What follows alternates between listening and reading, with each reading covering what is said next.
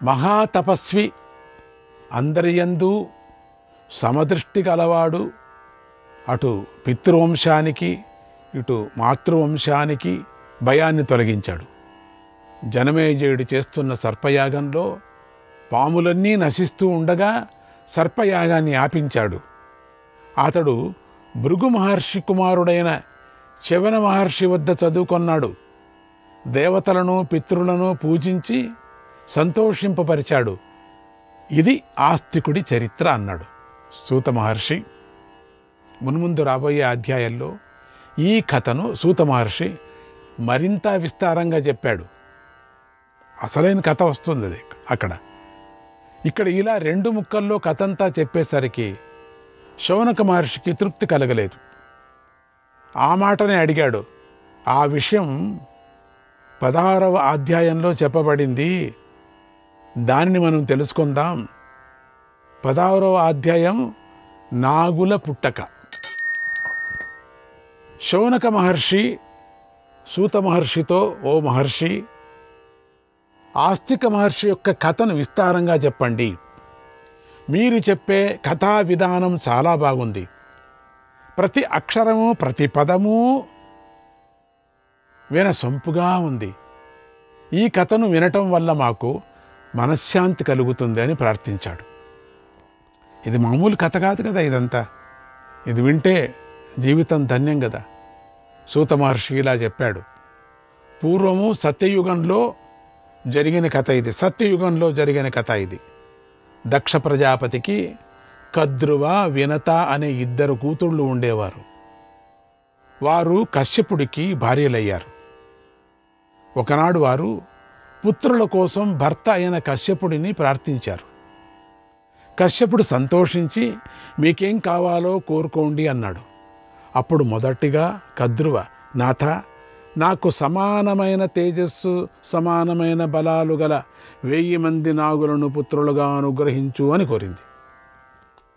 తరువాత వినత, నాథ, నాకు 2 పుత్రులే చాలు. అయితే వారు కద్రువ పుత్రుల కన్నా అధిక బలవంతులై ఉండాలి, పరాక్రమవంతులై ఉండాలి. కనుక అటువంటి 2 పుత్రులను ప్రసాదించు అని కోరుకుంది.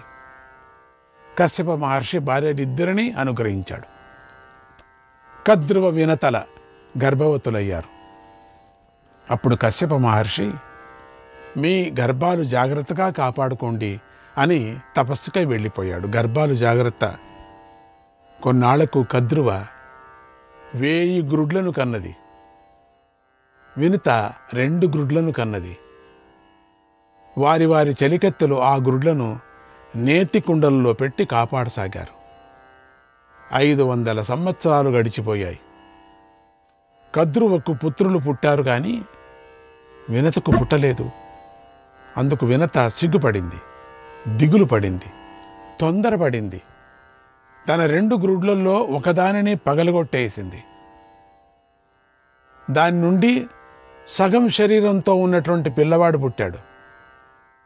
ఆ పిల్లవాడికి శరీరం పై భాగమే పూర్తిగా ఏర్పడింది కానీ క్రింది భాగం పూర్తిగా ఏర్పడలేదు. తొడలు కాళ్ళు లేవు. అలా పుట్టిన ఆ పిల్లవాడు తల్లిని చూసి కోపించాడు.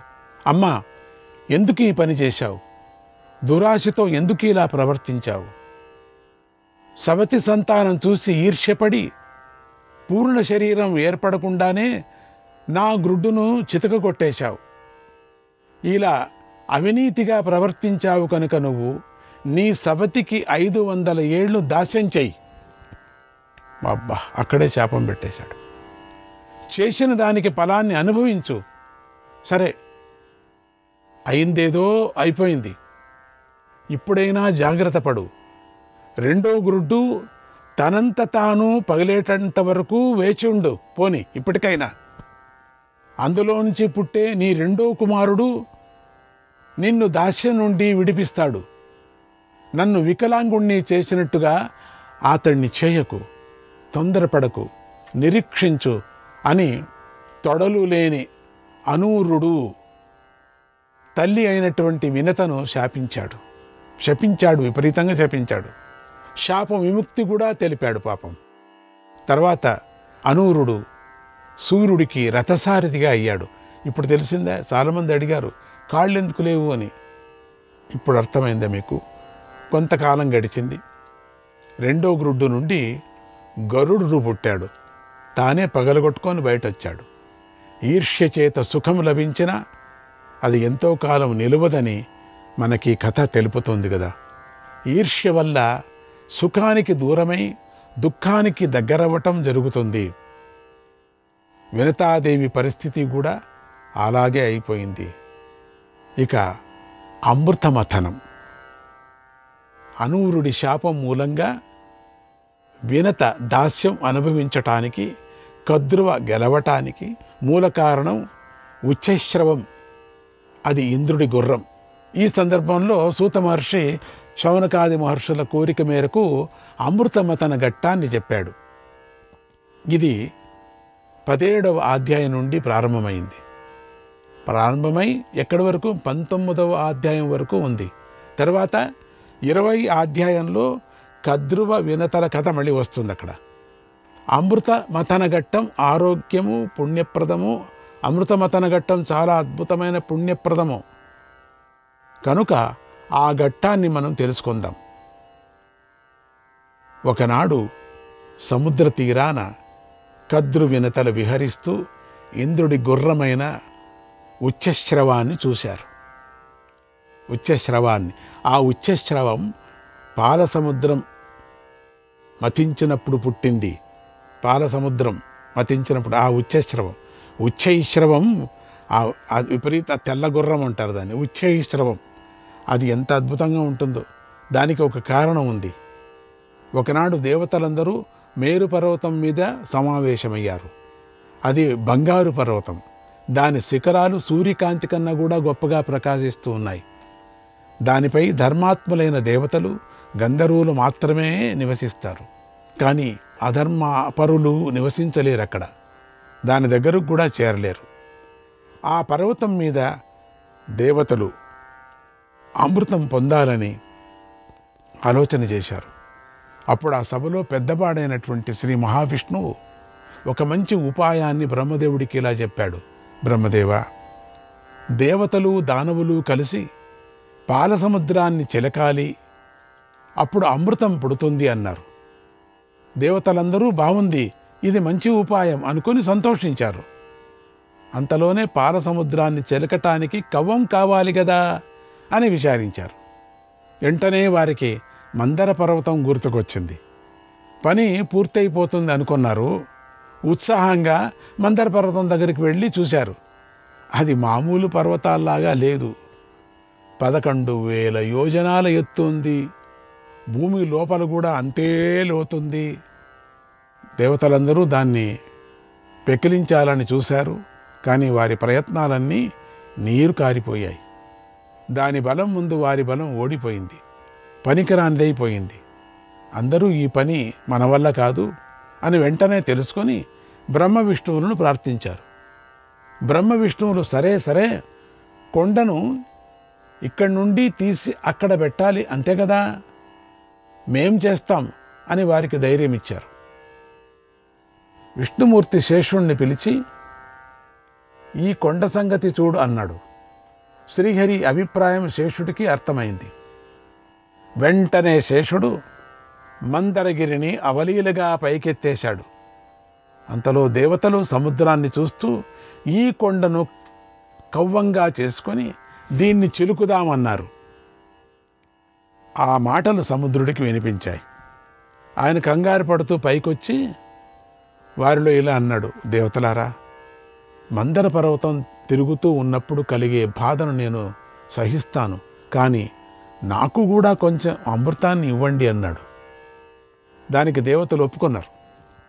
వారి మధ్య ఒప్పందం కుదిరింది. అయితే మళ్ళీ ఒక సమస్య వచ్చి పడింది వాళ్ళకి. దీంతో కవ్వం నిలపటానికి ఆధారం కావాలి కదా, దాన్ని ఎక్కడి నుంచి తేవాలి అని మథన పడ్డారు అందరూ కూడా.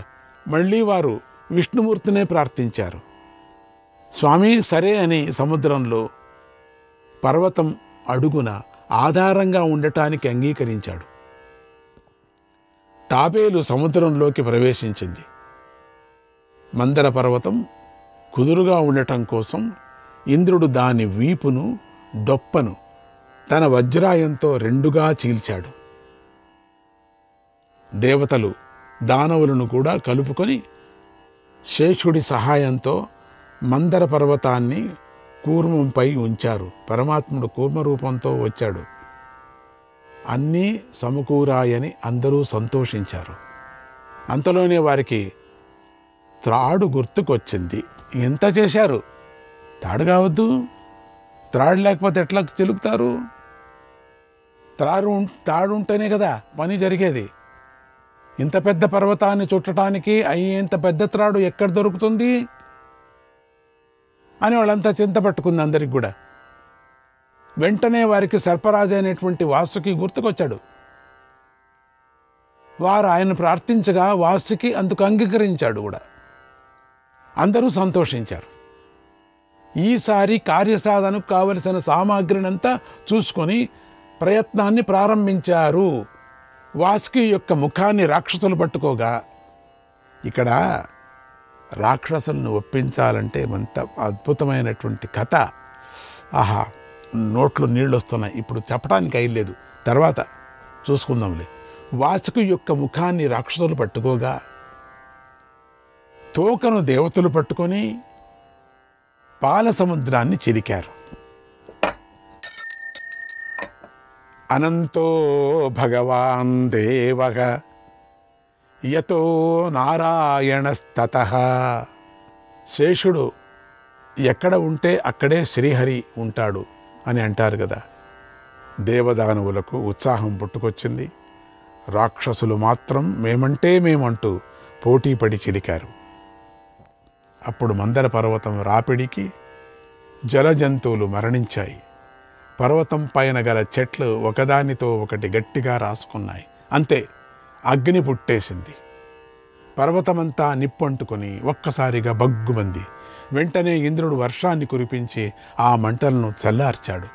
ఆ సమయంలో పర్వతంపై గల ఔషధులు, వృక్షాలు, చిగురులు సముద్రంలో పడ్డాయి.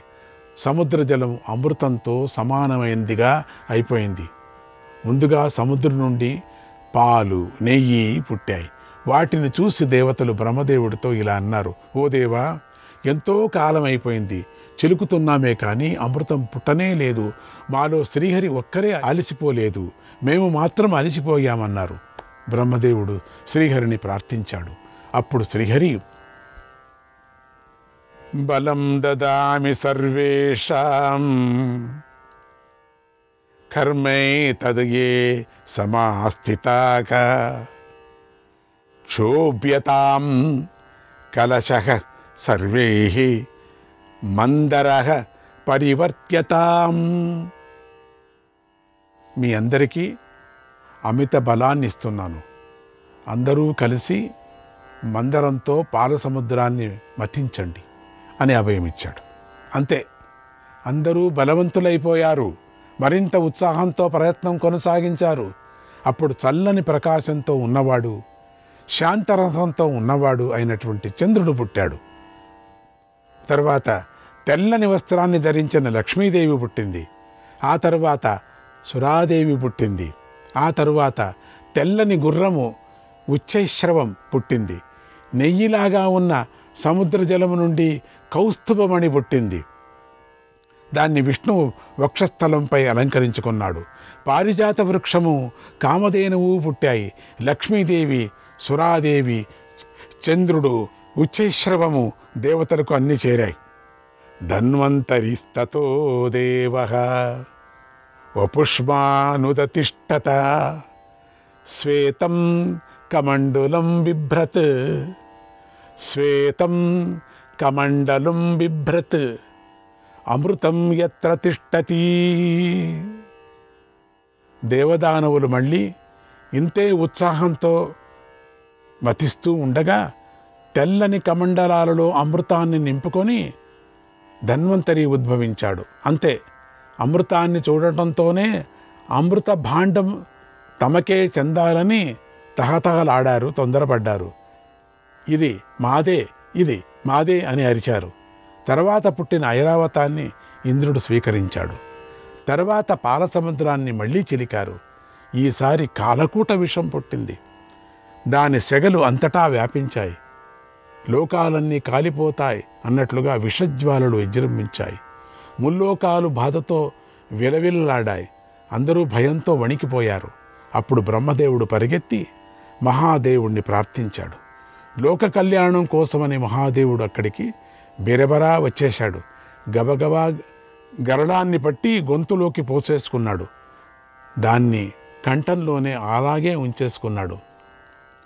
తదా ప్రభృతిదేవస్తు నీలకంఠ ఇతి శృతి. అప్పటి నుండి మహాదేవుడికి నీలకంఠుడు అనే పేరు వచ్చింది. కంటి ముందు జరుగుతున్నటువంటి అద్భుతాలను చూసి దానవులు ఆశ్చర్యపోయారు. లక్ష్మీదేవిని, అమృతాన్ని చూసి తట్టుకోలేకపోయారు. మోహం చెందారు. దేవతలతో యుద్ధానికి దిగారు. అప్పుడు శ్రీహరి పరిస్థితి అంతా చేయి దాటిపోతుందని జగన్మోహిని అయిపోయాడు.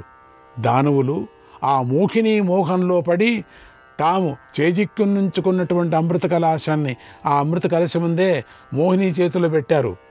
అప్పుడు జగన్మోహిని కలశం పట్టుకొని నడిచింది. ఆమె అభిప్రాయం తెలుసుకొని దేవతలు ఒకవైపున, దానవులు ఒకవైపున వరుసగా కూర్చున్నారు. జగన్మోహిని చిరునవ్వులు చిందిస్తూ అమృతాన్ని దేవతలకే పోసింది, కానీ దానవులకు పోయలేదు. అది వారు గమనించి గోలబెట్టారు. యుద్ధానికి దిగారు. మోహినీదేవి దేవతలకు అమృతం పోస్తున్నటువంటి సమయంలో రాహు అనే రాక్షసుడు దాన్ని గమనించాడు. వెంటనే దేవతా రూపాన్ని ధరించి దేవతల వరుసలో కూర్చున్నాడు. మోహిని ఆ రాహు కూడా అమృతాన్ని పోసింది. అది సూర్యచంద్రులు గమనించారు. దేవతలకు మేలు జరగాలని వెంటనే ఆ విషయాన్ని శ్రీహరికి చెప్పారు. శ్రీహరి తన చక్రాన్ని ప్రయోగించాడు. అప్పుడు రాహు కంఠము నుండి అమృతం క్రిందికి దిగలేదు. చక్రం వచ్చి రాహు కంఠాన్ని నరికేసింది. నోట్లో అమృతం పడటం వల్ల రాహు యొక్క కంఠం మాత్రమే బ్రతికిపోయింది. నాటి నుండి రాహువు సూర్యచంద్రులపై పగబట్టాడు. నాశరహితమైన తలతో వారిని మృంగవుతూనే ఉన్నాడు. సూర్యచంద్రులతో బద్ధవైరి అయినట్టు కొనసాగుతూనే ఉన్నాడు. దేవతలు అమృతాన్ని త్రాగిన వెంటనే జగన్మోహిని జనార్దనుడైపోయి అస్త్రశస్త్రాలతో అక్కడ ప్రత్యక్షమయ్యాడు. లవణ సముద్రం వద్ద దేవదానవులకు భయంకరమైనటువంటి యుద్ధం జరిగింది. శ్రీహరి చక్రాన్ని ప్రయోగించాడు. అది 1000 మంది రాక్షసులను సంహరించింది. ఇంతలో నరమహర్షి అక్కడికి వచ్చి తిరుగులేని బాణాలను ప్రయోగించి రాక్షస సైన్యాన్ని బాగా నష్టపరిచాడు. మరో ప్రక్క నారాయణుడు ప్రయోగించిన సుదర్శనం మరింత వేగంగా గిరిగిరా తిరుగుతూ విజృంభిస్తూ వచ్చేసరికి రాక్షసులందరూ భయపడ్డారు. భూగృహంలోకి దూరిపోయారు.